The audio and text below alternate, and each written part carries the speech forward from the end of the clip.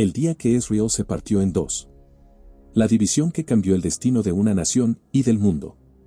¿Qué pasaría si te dijera que la mayor potencia de su época, el reino más rico, más sabio y más temido del mundo antiguo, se destruyó a sí mismo desde adentro en menos de una generación? No por invasión extranjera. No por una catástrofe natural.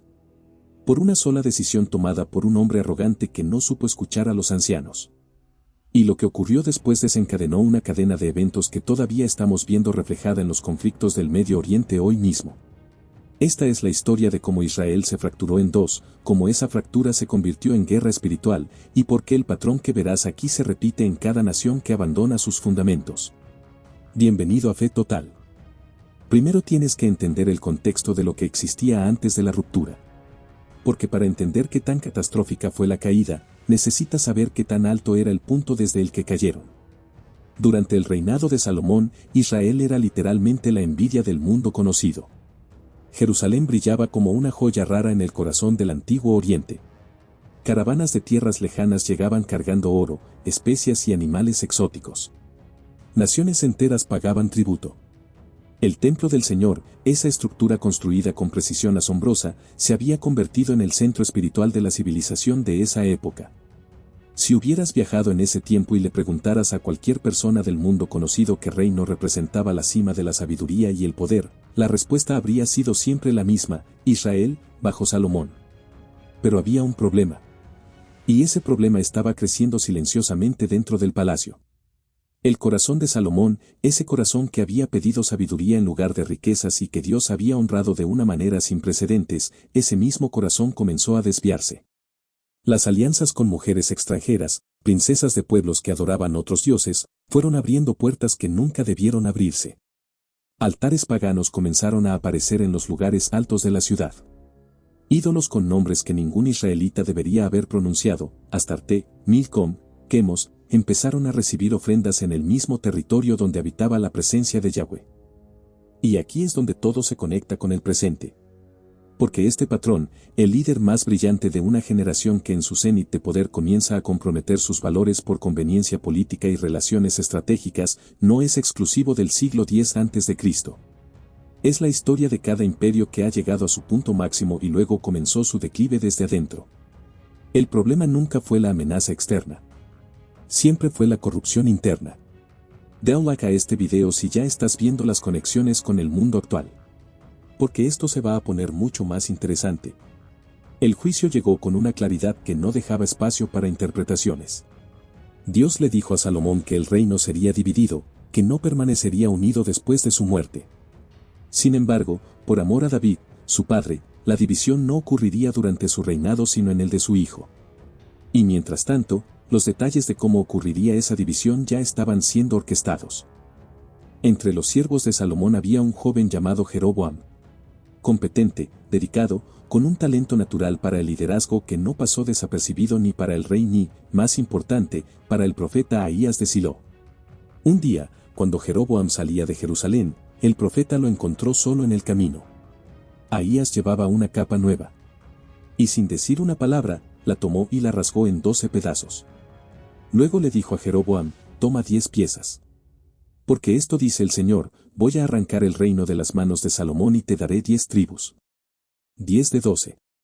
El mensaje era matemáticamente preciso, geopolíticamente profético y políticamente peligroso. Cuando Salomón se enteró de la profecía, ordenó la muerte de Jeroboam. Porque los poderosos siempre temen a los que el cielo ha ungido antes de que llegue su momento. Jeroboam huyó a Egipto, donde permaneció en exilio, esperando.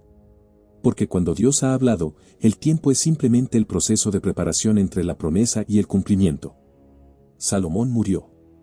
Y su hijo Roboam fue coronado en Siquem, en el territorio del norte. No en Jerusalén, la capital. Ese detalle no era accidental. Las tribus del norte lo estaban enviando un mensaje sutil desde el primer momento: este es su territorio y tienen voz aquí. Jeroboam regresó de Egipto. Y se convirtió en el portavoz del pueblo del norte. Pero algo importante que hay que entender es que en ese momento no había un espíritu de rebelión. El clamor era por justicia. Después de décadas de impuestos aplastantes, de trabajos forzados para las obras monumentales de Salomón, las tribus del norte solo querían una cosa, que el nuevo rey les aligerara la carga. La petición era razonable. La respuesta de Roboam lo cambiaría todo. Primero consultó a los ancianos que habían servido con Salomón. Hombres con experiencia en política, en el trato con el pueblo, en la comprensión de cómo funciona el poder real. Su consejo fue claro y sabio: si te muestras como servidor de este pueblo hoy, si les hablas con respeto y cedes a sus peticiones, serán tus servidores para siempre. Era el tipo de consejo que construye imperios duraderos. Era básicamente el manual de liderazgo que todos los grandes gobernantes de la historia han seguido de una forma u otra. Roboam lo rechazó. Y consultó a los jóvenes que habían crecido con él. Hombres ambiciosos, inexpertos, que confundían la arrogancia con la fortaleza. Y su consejo fue el opuesto: muéstrate duro. Diles que tu dedo meñique es más grueso que la cintura de tu padre. Que si él los azotó con látigos, tú los azotarás con escorpiones. 3 días después, Roboam convocó al pueblo y repitió esas palabras exactas. Y aquí es donde todo se conecta.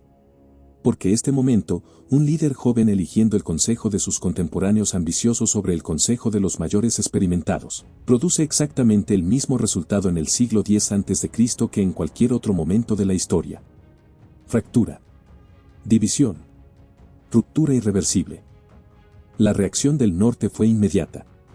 El grito que se elevó entre las tribus es uno de los momentos más dramáticos de toda la historia bíblica. ¿Qué parte tenemos nosotros con David? No tenemos heredad en el hijo de Isaí. A tus tiendas, Israel. Era la declaración de independencia del norte, pronunciada en la cara del nuevo rey. Roboam, sorprendido y desesperado por contener la crisis, envió a Adoram, el encargado de los trabajos forzados, a negociar. Era probablemente la peor elección posible. Era enviar al símbolo de la opresión como mensajero de reconciliación. El pueblo lo apedreó hasta la muerte. Y Roboam tuvo que huir en su carro, salvando apenas su vida. La división estaba consumada. Israel nunca volvería a ser el mismo. Suscríbete a Fe Toro. Porque esta historia no es solo historia antigua. Es el mapa geopolítico del Oriente Medio que estamos viendo en las noticias hoy. Las tribus del norte se reorganizaron rápidamente. En una asamblea en Siquem, proclamaron rey a Jeroboam. Así nació el reino del norte, compuesto por 10 tribus, con Siquem como nueva capital. En el sur, Roboam retuvo el trono sobre Judá y Benjamín, con Jerusalén como capital. 2 reinos. 2 gobiernos. 2 tronos. Y un solo templo, ubicado en el territorio del sur. Y aquí está el problema que quitaba el sueño a Jeroboam. El templo estaba en Jerusalén. Y la ley exigía que todos los israelitas subieran allí a adorar. Si el pueblo del norte seguía yendo al templo año tras año, era solo cuestión de tiempo antes de que los lazos espirituales y emocionales con Judá y con la casa de David volvieran a fortalecerse. El corazón del pueblo podría regresar. Y con él, la unidad política. Así que Jeroboam tomó una decisión que definiría el destino de todo el reino del norte. Mandó fabricar 2 becerros de oro. Uno fue colocado en Betel, al sur de su territorio. El otro en Dan, al extremo norte. Y proclamó ante el pueblo: Israel, aquí están tus dioses, los que te sacaron de Egipto. Ya no es necesario que vayan hasta Jerusalén. Políticamente calculada. Espiritualmente desastrosa. Porque lo que Jeroboam estaba haciendo no era simplemente crear un sistema de culto alternativo por razones de conveniencia geográfica.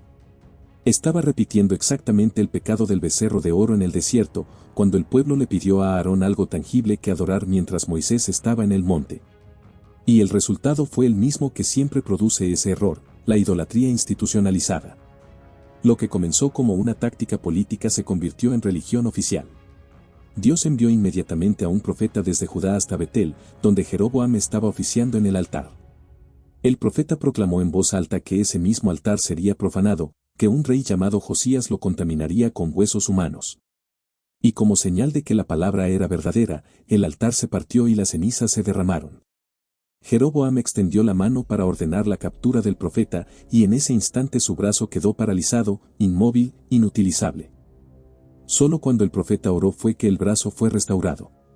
Y aún así, Jeroboam no se arrepintió. Dale like si esto te está mostrando que el patrón de ignorar las señales divinas no es exclusivo de la antigüedad. Mientras el norte construía su sistema alternativo, en el sur, Roboam tampoco estaba mirando hacia arriba. Comenzó bien, fortaleciendo las murallas de Jerusalén y reorganizando el ejército. Pero la estabilidad temporal trajo complacencia. Empezaron a levantarse altares en los lugares altos. Imágenes de ídolos aparecieron. Las prácticas paganas que Salomón había tolerado ahora se multiplicaban por todo Judá. Y entonces llegó el juicio visible.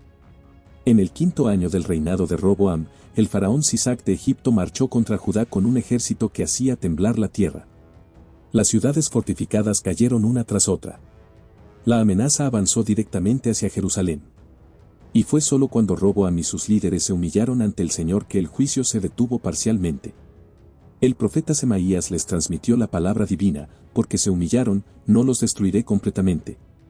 Pero serán sirvientes de Egipto para que aprendan la diferencia entre servir a Dios y servir a los reyes extranjeros. Sisac entró a Jerusalén y saqueó el templo. Se llevó los tesoros acumulados durante el reinado de Salomón, incluidos los famosos escudos de oro que decoraban los salones del palacio. Roboam mandó hacer nuevos escudos para reemplazarlos. Pero los nuevos eran de bronce. Oro cambiado por bronce. La gloria reducida a su sustituto más barato. Es una imagen que habla por sí sola sobre lo que ocurre cuando una nación sustituye la fidelidad real por la apariencia de lo que una vez tuvo.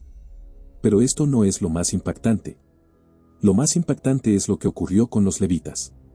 Cuando Jeroboam estableció su sistema religioso alternativo en el norte, nombrando sacerdotes que no pertenecían a la tribu de Leví, los levitas fieles comenzaron a abandonar el reino del norte en silencio. No había declaraciones dramáticas. No hubo marchas de protesta. Simplemente empezaron a irse. Llevaban consigo el conocimiento del servicio sagrado, la reverencia por el templo, el celo por la adoración verdadera. Y con ellos se fueron también hombres y mujeres comunes que preferían dejar sus tierras y sus cosechas antes que participar en un sistema religioso que se habían corrompido.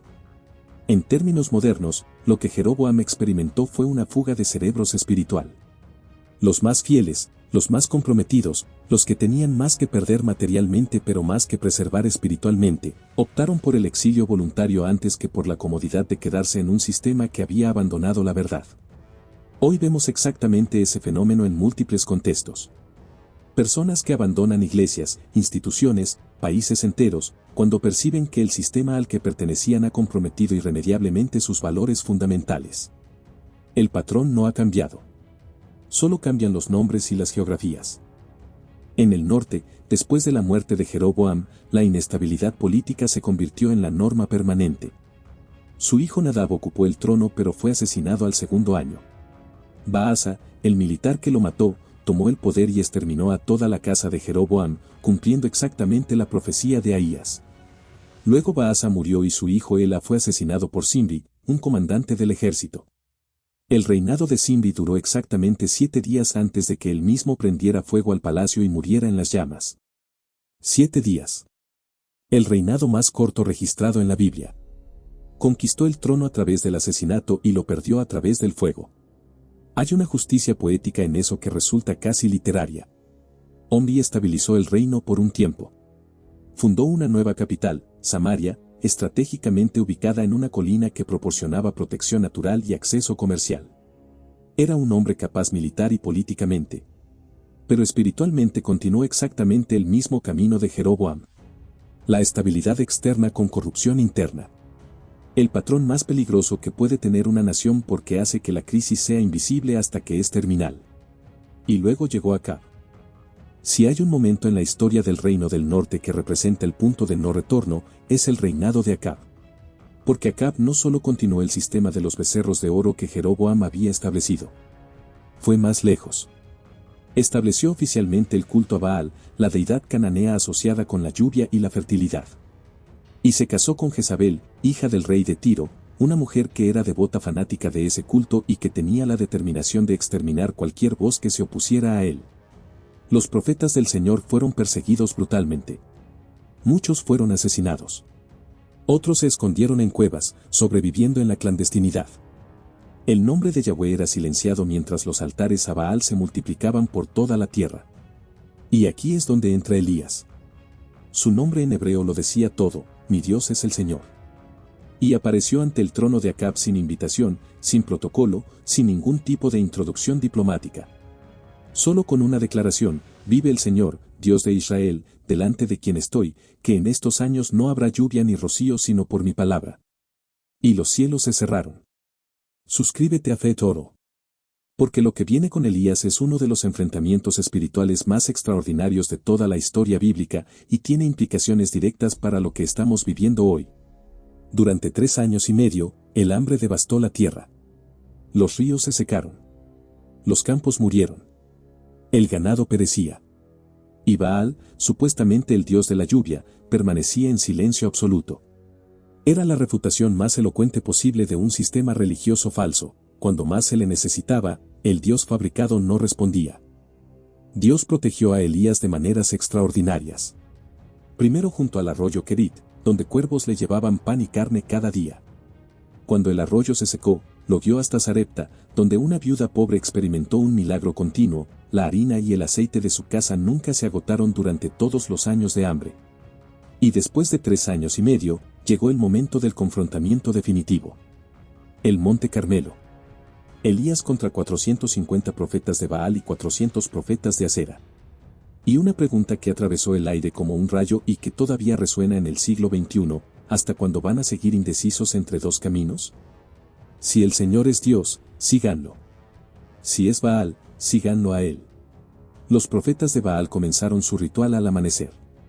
Gritaban, danzaban, se cortaban con cuchillos. Horas y horas de esfuerzo desesperado. Y el texto registra que no hubo ninguna voz, ninguna respuesta, nadie que escuchara. Hay una sequedad brutal en esa descripción. El silencio del ídolo frente a la desesperación de sus adoradores. Elías, con una calma que en ese contexto debió parecer sobrenatural, reconstruyó el altar del Señor con 12 piedras, una por cada tribu de Israel. Preparó el sacrificio y dio una orden que cualquier profesional de los efectos especiales modernos hubiera admirado: llenen 4 cántaros de agua y vacíenlos sobre el holocausto y la leña. Háganlo 3 veces. Todo completamente empapado. Imposible de encender por medios naturales. Entonces Elías oró. Sin gritos. Sin cortes. Sin danza. Solo una oración clara y directa: Señor, Dios de Abraham, de Isaac y de Israel, que se sepa hoy que tú eres Dios en Israel, que yo soy tu siervo, y que todo esto lo hice por tu palabra. Y el fuego del Señor descendió. Consumió el holocausto, la leña, las piedras, el polvo, y hasta el agua que había en la zanja alrededor del altar. Todo. En instantes. El pueblo cayó sobre su rostro y clamó: el Señor es Dios, el Señor es Dios. Poco después, en el horizonte apareció una pequeña nube del tamaño de la palma de una mano. Y en minutos, el cielo entero se cubrió. La lluvia cayó. El hambre de 3 años y medio terminó en un día. Pero entonces Jezabel envió un mensaje a Elías: para mañana a esta hora te haré lo que tú les hiciste a mis profetas. Y el hombre que había confrontado a 450 profetas en el Carmelo, que había visto fuego descender del cielo, que había estado presente cuando una nación entera cayó de rodillas reconociendo a Yahweh como Dios, ese mismo hombre huyó al desierto y le pidió a Dios que le quitara la vida. Hay algo profundamente humano en ese colapso de Elías. El agotamiento después de la victoria espiritual. La vulnerabilidad que llega cuando la adrenalina de la confrontación se disipa y queda solo el cuerpo cansado y el espíritu exhausto de un ser humano que dio todo lo que tenía. Dios no lo reprendió. Lo alimentó. Pan cocido sobre brasas y un cántaro de agua. Y le dijo: levántate y come, porque el camino es demasiado largo para ti. 40 días caminó Elías hasta el monte Horeb, el monte de Dios. Y allí, en una cueva, esperó. Y Dios no llegó en el viento poderoso que rompía las rocas. No llegó en el terremoto. No llegó en el fuego. Llegó en la voz apacible y delicada. En el silencio que solo escuchan los que están lo suficientemente quietos para oírlo. Y en ese silencio le dijo algo que cambió completamente la perspectiva del profeta: todavía hay 7000 en Israel que no han doblado la rodilla ante Baal. Cuando todo parece perdido, cuando la apostasía parece total y el bien parece haber desaparecido completamente, siempre hay un remanente. Siempre. Eso no es optimismo ingenuo. Es una promesa teológica que la historia ha verificado repetidamente.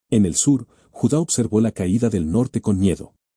Pero los vientos de desobediencia soplaban también allí. Después de Joram vino Ocosías, después de Atalía, la única mujer que usurpó el trono de Judá. Determinada a destruir completamente la línea davídica, persiguió a los descendientes reales. Pero Dios protegió su promesa. Un bebé llamado Joás fue escondido en el templo por el sacerdote Joiada, preservando la línea de David cuando todo parecía irremediablemente perdido. Porque hay algo que ningún poder humano, ningún golpe de Estado, ninguna persecución, ninguna deportación puede cancelar: la palabra de Dios. Y Dios había hecho una promesa a David que ninguna Atalía del mundo podía anular. Los profetas Isaías y Miqueas levantaron sus voces en Judá con la misma urgencia que Oseas y Amós lo habían hecho en el norte: si no se arrepienten, sufrirán el mismo destino que Israel. La división que comenzó siglos atrás con Salomón y Jeroboam se había convertido en una herida abierta que nunca había sanado. Y sin embargo, en medio del caos político y la decadencia moral, en medio de los reinos fragmentados y los altares a dioses que nunca existieron, había algo que permanecía. Una promesa. Una línea. Un hilo que Dios se había comprometido a no cortar jamás.